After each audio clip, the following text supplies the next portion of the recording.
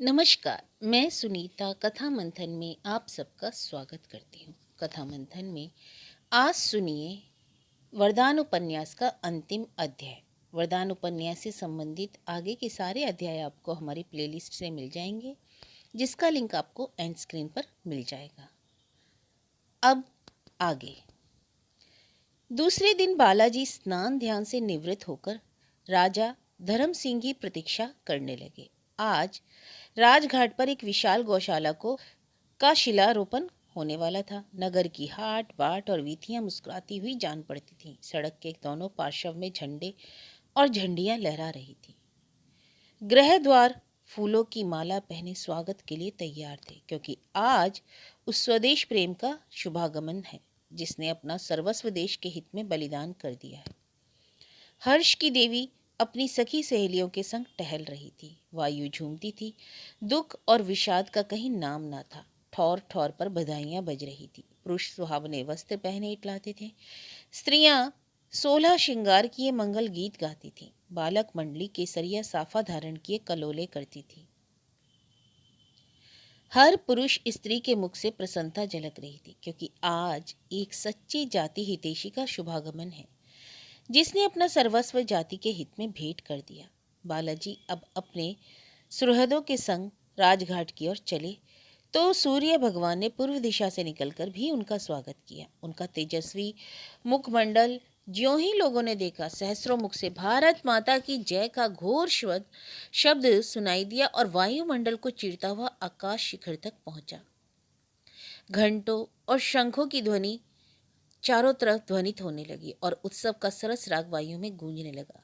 जिस प्रकार दीपक को देखते ही पतंगे से घेर लेते हैं, उसी प्रकार बालाजी को देखकर लोग बड़ी शीघ्रता से उनके चतुर्दिक एकत्र हो गए। भारत सभा के 125 सभ्यों ने अभिवादन किया। उनकी सुंदर वर्दियां और मनचले घोड़े नेत्रों में खूब जाते थे। इस सभा एक एक सभ्य जाति का सच्चा हितैषी था और उसके उमंग भरे शब्द लोगों के चित्त को उत्साह से पूर्ण कर देते। सड़कें दोनों ओर दर्शकों की श्रेणियां थीं। बधाइयां बज रही थी। पुष्प और मेवों की वृष्टि हो रही थी। ठौर ठौर नगर की ललनाएं श्रृंगार किए स्वर्ण के थाल में कपूर फूल और चंदन लिए आरती करती जाती थी और दुकानें नवागता वधू की भांति सुसज्जित थी। सारा नगर अपनी सजावट से वाटिका को लज्जित करता। और जिस प्रकार श्रवण मास में काली घटाएं उठती हैं और रह रहकर धन की गरज हृदय को कपा देती है, उसी प्रकार जनता की उमंग वृद्धक ध्वनि भारत माता की जय हृदय में उत्साह और उत्तेजना उत्पन्न करती थी। जब बालाजी चौक में पहुंचे तो उन्होंने एक अद्भुत दृश्य देखा। बालक वृंद उदय रंग के लेसदार कोट पहने, केसरिया पगड़ी हाथ में बांधे, हाथों में सुंदर छड़ियां लिए मार्ग में खड़े थे। बालाजी को देखते ही वे 10-10 की श्रेणियों में हो गए और अपने झंडे बजाकर एक ओजस्वी गीत गाने लगे। बालाजी तेरा आना मुबारक होवे, धनी धनी भाग्य इस नगरी के, धनी धनी भाग्य हमारे, धनी धनी इस नगरी के बासी जहां तब चरण पधारे, बालाजी तेरा आना मुबारक होवे। कैसा चित्त आकर्षक दृश्य था। गीत यद्यपि साधारण था, परंतु अनेक और सधे स्वरों ने मिलकर उसे ऐसा मनोहर और प्रभावशाली बना दिया कि लोगों के पांव रुक गए। चतुर्दिक सन्नाटा छा गया। सन्नाटे में यह राग ऐसा सुहावना प्रतीत होता था जैसे रात्रि के सन्नाटे में बुलबुल का चहकना। सारे दर्शक चित्र की भांति खड़े थे। दीन भारतवासियों, तुमने ऐसे दृश्य कहाँ देखे? इस समय जी भरकर देख लो। तुम वैश्याओं के नृत्य वाद्य से संतुष्ट हो गए? वीरांगनाओं की काम लीलाएं बहुत देख चुके, खूब सैर सपाटे की, परंतु यह सच्चा आनंद और यह सुगत उत्साह जो इस समय तुम अनुभव कर रहे हो, तुम्हें कभी और भी प्राप्त हुआ था? मनमोहिनी वैश्याओं के संगीत और सुंदरियों का काम कौतुक तुम्हारी वैश्विक इच्छाओं को उत्तेजित करते हैं, किंतु तुम्हारे उत्साहों को और निर्बल बना देते हैं, और ऐसे दृश्य तुम्हारे हृदयों में जातीयता और जातीय अभिमान का संचार करते हैं। यदि तुमने अपने जीवन में एक बार भी यह दृश्य देखा हो तो उसका पवित्र चिन्ह तुम्हारे हृदय में कभी नहीं मिटेगा।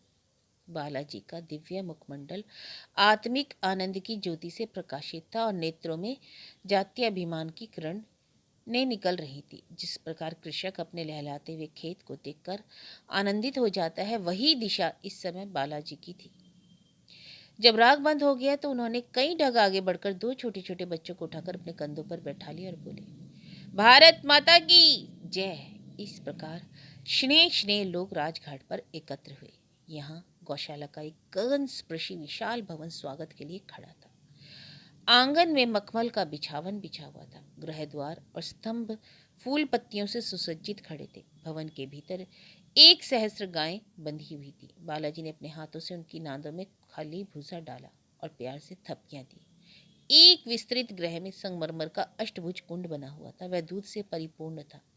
बालाजी ने एक चुल्लू दूध लेकर नेत्रों से लगाया और पान किया। अभी आंगन में लोग शांति से बैठने भी ना पाए थे कि कई मनुष्य दौड़े हुए आए और बोले, पंडित बदलू शास्त्री, सेठ उत्तम चंद्र और लाला माखन लाल बाहर खड़े कोलाहल मचा रहे हैं और कहते हैं कि हमको बालाजी से दो दो बातें कर लेने दो।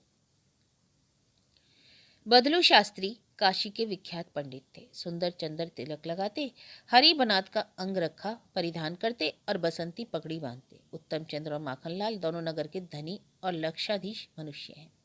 उपाधि के लिए सहस्रों व्यय करते और मुख्य पदाधिकारियों का सम्मान और सत्कार करना अपना प्रधान कर्तव्य जानते थे। इन महापुरुषों का नगर के मनुष्यों पर बड़ा दबाव था। बदलू शास्त्री जब कभी शास्त्र करते तो निसंदेह प्रतिवादी की पराजय होती। विशेषकर काशी के पंडे और प्रगावले तथा इसी पंथ के अन्य धार्मिक गण तो उनके पसीने की जगह रुधिर बहाने को उद्यत रहते थे। शास्त्र जी काशी में हिंदू धर्म के रक्षक और महान स्तंभ प्रसिद्ध है। उत्तम चंद्र और माखनलाल भी धार्मिक उत्साह की मूर्ति थे। ये लोग बहुत दिनों से बालाजी से शास्त्र करने का अवसर ढूंढ रहे थे। आज उनका मनोरथ पूरा हुआ। पंडों का एक दल उन्हें लिए आ पहुंचा। बालाजी ने इन महात्माओं के आने का समाचार सुना तो बाहर निकले, परंतु यहाँ की दशा तो विचित्र थी। उभय पक्ष के लोग लाठियां संभाले अंगरख के भाई चढ़ाए गूंथने को उद्यत थे। शास्त्री जी को भिड़ने के लिए ललकार रहे थे और सेठ जी उच्च स्वर में कह रहे थे कि इन शूद्रों की धज्जियां उड़ा दो। अभियोग चलेगा तो देखा जाएगा, तुम्हारा बाल बांका ना होने पाएगा। माखनलाल साहब गला फाड़ फाड़ कर चिल्लाते थे कि निकल आए जिसे कुछ अभिमान हो, प्रत्येक को सब्ज बाग दिखा दूंगा। बालाजी ने जब यह रंग देखा तो राजा धर्म सिंह से बोले, आज बदलू शास्त्री को जाकर समझा दीजिए कि वह इस दुष्टता को त्याग दे, अन्यथा दोनों पक्ष वालों की हानि होगी और जगत में उपहास होगा सो अलग। राजा साहब के नेत्रों से अग्नि बरस रही थी। बोले, इस पुरुष से बातें करने में मैं अपनी अप्रतिष्ठा समझता हूँ। उसे प्रगवालों के समूह का अभिमान है, परंतु मैं आज उसका सारा मद चूर्ण कर देता हूँ। उनका अभिप्राय इसके अतिरिक्त और कुछ नहीं है कि वे आपके ऊपर वार करें, पर जब तक मैं और मेरे 5 पुत्र जीवित हैं तब तक कोई आपकी और कुदृष्टि से नहीं देख सकता। आपके एक संकेत मात्र की देर है, मैं पलक मारते उन्हें इस दुष्टता का स्वाद चखा दूंगा। बालाजी जान गए कि वीर उमंग में आ गया है। राजपूत उमंग में आता है तो उसे मरने मारने के अतिरिक्त कुछ नहीं सूझता। बोले, राजा साहब, आप दूरदर्शी होकर ऐसे वचन कहते हैं। यह अवसर ऐसे वचनों का नहीं है। आगे बढ़कर अपने आदमियों को रोकिए, नहीं तो परिणाम बुरा होगा। बालाजी ये कहते कहते अचानक रुक गए। समुद्र की तरंगों की भांति लोग इधर उधर से उमड़ते चले आते थे। हाथों में लाठियां, नेत्रों में रुधिर की लाली, मुखमंडल क्रुद्ध, भ्रुकुटी कुटिल। देखते देखते यह जन समुदाय प्रगवालों के सिर पर पहुंच गया और समय सन्निकट था कि लाठियां सिर को चूमे कि बालाजी विद्युत की भांति लपक कर एक घोड़े पर सवार हुए और अति उच्च स्वर में बोले, भाइयों, यह क्या अंधेर है? यदि मुझे अपना मित्र समझते हो तो झटपट हाथ नीचे कर लो और पैरों को 1 इंच भी आगे ना बढ़ने दो। मुझे अभिमान है कि तुम्हारे हृदयों में वीरोचित क्रोध और उमंग तरंगित हो रहे हैं। क्रोध एक पवित्र उद्वेग और पवित्र उत्साह है, परंतु आत्मस्वरण उससे भी अधिक पवित्र धर्म है। इस समय अपने क्रोध को दृढ़ता से रोको। क्या तुम अपनी जाति के साथ कुल का कर्तव्य पालन कर चुके कि इस प्रकार प्राण विसर्जन करने पर कटिबद्ध हो? क्या तुम दीपक लेकर भी कूप में गिरना चाहते हो? ये लोग तुम्हारे स्वदेश बांधव और तुम्हारे ही रुधिर हैं। उन्हें अपना शत्रु मत समझो। यदि वे मूर्ख हैं तो उनकी मूर्खता का निवारण करना तुम्हारा कर्तव्य है। यदि वे तुम्हें अपशब्द कहें तो तुम बुरा मत मानो, और यदि वे तुमसे युद्ध करने को प्रस्तुत हों तो तुम नम्रता से स्वीकार कर लो और एक चतुर वैद्य की भांति अपने विचारहीन रोगियों की औषधि करने में तल्लीन हो जाओ। मेरी इस आशा के प्रतिकूल यदि तुमने में से किसी ने हाथ उठाया तो वह जाति का शत्रु होगा। इन समुचित शब्दों से चतुर्दिक शांति छा गई। जो जहां था वही चित्रलिखित सा हो गया। इस मनुष्य के शब्दों में कहाँ का प्रभाव भरा था जिसने 50 सहस्त्र मनुष्यों के उमड़ते हुए उद्वेग को इस प्रकार शीतल कर दिया। जिस प्रकार कोई चतुर सारथी दुष्ट घोड़ों को रोक लेता है, और यह शक्ति उसे किसने दी थी? उसके सिर पर राज मुकुट ना था, ना किसी सेना का नायक था। यह केवल उस पवित्र निस्वार्थ जाति सेवा का प्रताप था जो उसने की थी। स्वजाति सेवक के मान और प्रतिष्ठा का कारण वे बलिदान होते हैं जो वे अपनी और जाति के लिए करता है।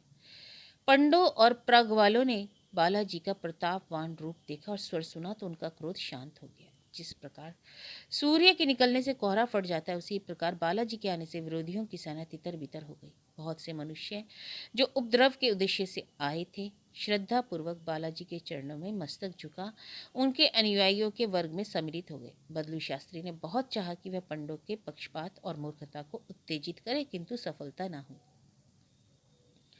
उस समय बालाजी ने एक परम प्रभावशाली वक्तृता दी, जिसका एक एक शब्द आज तक सुनने वालों के हृदय पर अंकित है और जो भारतवासियों के लिए सदा दीप का काम करेगी। बालाजी की वक्तृताएं प्राय सार गर्भित है, परंतु वह प्रतिभा, वह ओज जिससे यह वक्तृता अलंकृत है, उनके किसी व्याख्यान में दिख नहीं पड़ते। उन्होंने अपने वाक्यों के जादू से थोड़ी ही देर में पंडों को अहीरों और पासियों से गले मिला दिया। उस वक्तृता के अंतिम शब्द थे, यदि आप दृढ़ता से कार्य करते जाएंगे तो अवश्य एक दिन आपको अभिष्ट सिद्धि का स्वर्ग स्तंभ दिखाई देगा, परंतु धैर्य को कभी हाथ से जाने ना देना। दृढ़ता बड़ी प्रबल शक्ति है। दृढ़ता पुरुषों के सब गुणों का राजा है। दृढ़ता वीरता का एक प्रधान अंग है। इसे कदापि हाथ से न जाने देना। तुम्हारी परीक्षाएं होंगी, ऐसी दशा में दृढ़ता के अतिरिक्त कोई विश्वास पात्र पथ प्रदर्शक नहीं मिलेगा। दृढ़ता यदि सफल ना भी हो सके तो संसार में अपना नाम छोड़ जाती है। बालाजी ने घर पहुंचकर समाचार पत्र खोला। मुख पीला हो गया और सकरुण हृदय से एक ठंडी सांस निकल गई। धर्म सिंह ने घबराकर पूछा, कुशल तो है?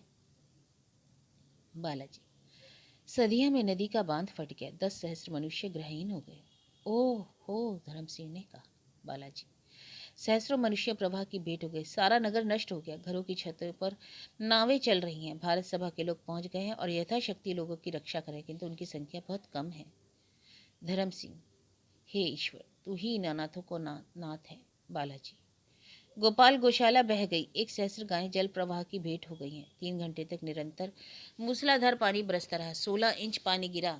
नगर के उत्तरी भाग में सारा नगर एकत्र है, न रहने को गृह है, न खाने को अन्न। शव की राशियां लगी हैं, बहुत से लोग भूखे मरे हैं, भूख से मर रहे हैं। लोगों के विलाप और करुण क्रंदन से कलेजा मुकवाता है। सब उत्पात पीड़ित मनुष्य बालाजी को बुलाने की रट लगा रहे हैं। उनका विचार यह है कि मेरे पहुंचने से उनके दुख दूर हो जाएंगे। कुछ काल तक बालाजी ध्यान में मग्न रहे, तत्पश्चात बोले, मेरा जाना आवश्यक है, मैं तुरंत जाऊंगा। आप सदिया की भारत सभा को तार दे दीजिए कि वह इस कार्य में मेरी सहायता करने को उद्यत रहे। राजा साहब ने सविनय निवेदन किया, आज्ञा हो तो मैं चलूं? बालाजी, मैं पहुंचकर आपको सूचना दूंगा। मेरे विचार में आपके जाने की कोई आवश्यकता न होगी। धर्म सिंह, उत्तम होता कि आप प्रातःकाल ही जाते हैं। बालाजी, नहीं, मुझे यहाँ एक क्षण भी ठहरना कठिन जान पड़ता है। अभी मुझे वहां तक पहुंचने में कई दिन लगेंगे। पल भर में नगर में यह समाचार फैल गए कि सदिया में बाढ़ आ गई और बालाजी इस समय वहां जा रहे हैं। यह सुनते ही सहस्रों मनुष्य बालाजी को पहुंचाने के लिए निकल पड़े। 9 बजते बजते द्वार पर 25 सहस्त्र मनुष्यों का समुदाय एकत्र हो गया। सदिया की दुर्घटना प्रत्येक मनुष्य के मुख पर थी। लोग उन आपत्ति पीड़ित मनुष्यों की दिशा पर सहानुभूति और चिंता प्रकाशित कर रहे थे। सैकड़ों मनुष्य बालाजी के संग जाने को कटिबद्ध हुए। सदिया वालों की सहायता के लिए एक फंड खोलने का परामर्श होने लगा। उधर धर्म सिंह के अंतःपुर में नगर की मुख्य प्रतिष्ठित स्त्रियों ने आज सुवामा को धन्यवाद देने के लिए एक सभा एकत्र की। उस उच्च प्रासाद का एक एक कोना स्त्रियों से भरा हुआ था। प्रथम वृज रानी ने कई स्त्रियों के साथ एक मंगलमय सुहाना गीत गाया। उसके पीछे सब स्त्रियां मंडल बांधकर गाते बजाते आरती का थाल लिए सुवामा के गृह पर आईं। सेवती और चंद्रा अतिथि सत्कार करने के लिए पहले से ही प्रस्तुत थी। सुवामा प्रत्येक महिला से गले मिली और उन्हें आशीर्वाद दिया कि तुम्हारे अंक में भी ऐसे ही सपूत बच्चे खेलें। फिर रानी जी ने उसकी आरती की और गाना होने लगा। आज माधवी का मुखमंडल पुष्प की भांति खिला हुआ था। कल की भांति वह मात्र उदास और चिंतित न थी।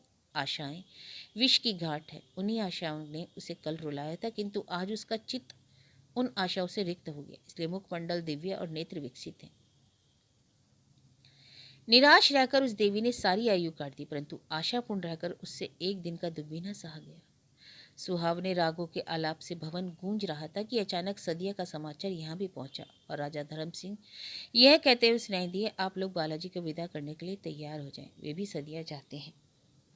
यह सुनते ही अर्धरात्रि का सन्नाटा छा गया। सुवामा घबराकर उठी और द्वार की ओर लपकी, मानो वह बालाजी को रोक लेगी। उसके संग सब की सब स्त्रियां उठ खड़ी हुई उनके पीछे पीछे चली। ब्रजरानी ने कहा, चाची क्या उन्हें बरबस विदा करोगी? अभी तो वे अपने कमरे में हैं, मैं उन्हें न जाने दूंगी, विदा करना कैसा? ब्रजरानी, उनका सदिया जाना आवश्यक है। सुवामा, मैं क्या सदिया को लेकर चाटूंगी, भाड़ में जाए, मैं भी तो कोई हूँ, मेरा भी तो उस पर कोई अधिकार है। ब्रजरानी, तुम्हें मेरी शपथ, इससे मैं ऐसी बातें न करना। सहस्रों मनुष्य केवल उनके भरोसे जी रहे हैं, यह न जाएंगे तो प्रलय हो जाएगा। माता की ममता ने मनुष्यत्व और जातित्व को दबा लिया था, परंतु वृजरानी ने समझा बुझाकर उसे रोक लिया। सुवामा इस घटना को स्मरण करके सर्वदा पछताया करती थी। उसे आश्चर्य होता था कि वह आप से क्यों बाहर हो गई। रानी जी ने पूछा, विरजन, बालाजी को कौन जयमाला पहनाएगा? विरजन, आप। रानी जी, तो तुम क्या करोगी? मैं उनके माथे पर तिलक लगाऊंगी। रानी जी, माधवी कहाँ है? गुरुजन, उसे न छोड़े, बेचारी अपने ध्यान में मग्न है। इस बीच बालाजी बाहर निकले। स्त्रियां भी उनकी ओर बढ़ी। बालाजी ने सुवामा को देखा, निकट आकर उनके चरण स्पर्श किए। सुवामा ने उन्हें उठाकर हृदय से लगाया। कुछ कहना चाहती थी, परंतु ममता से मुख न खोल सकी। रानी जी फूलों की जयमाला लेकर चली और उनके कंठ में डाल दो, किंतु चरण थर्राए और आगे न बढ़ सकी। ब्रजरानी चंदन का थाल लेकर चली, परंतु नेत्र श्रावण धन की भांति बरसने लगे। माधवी चली, उसके नेत्रों में प्रेम की झलक थी और मुख में प्रेम की लाली। अधरों पर मोहिनी मुस्कान झलक रही थी और मन प्रेम से लदबद था। उसने बालाजी की ओर ऐसी चितवन से देखा जो अपार प्रेम से भरी हुई थी। तब सिर नीचा करके फूलों की जयमाला उसके गले में डाली, ललाट पर चंदन का तिलक लगाया। लोक संस्कार की न्यूनता थी, वह भी पूरी हो गई। उस समय बालाजी ने गंभीर सांस ली। उन्हें प्रतीत हुआ कि मैं अपार प्रेम के समुद्र में बहा जा रहा हूँ। धैर्य का लंगर उठ गया और मनुष्य की भांति जो अकस्मात जल में फिसल पड़ा हो, उन्होंने माधवी की बाह पकड़ ली। परंतु हाँ, जिस तिनके का उन्होंने सहारा लिया वह स्वयं प्रेम की धार में तीव्र गति से बहा जा रहा था। उनका हाथ पड़ते ही माधवी के रोम रोम में बिजली दौड़ गई, शरीर में श्वेत बिंदु झलकने लगे और जिस प्रकार वायु के झोंके से पुष्प दल पर पड़े हुए ओस के जलकण पृथ्वी पर टपक पड़ते हैं, उसी प्रकार माधवी के नेत्रों से अश्रु के बिंदु बालाजी के हाथ पर टपक पड़े। यह प्रेम के मोती थे जो उन मत वाली आंखों ने बालाजी को भेंट किए थे। आज ये फिर आंखें और न रोएंगी। आकाश पर तारे छिटके हुए थे। उनकी आड़ में बैठी हुई स्त्रियां यह दृश्य देख रही थी।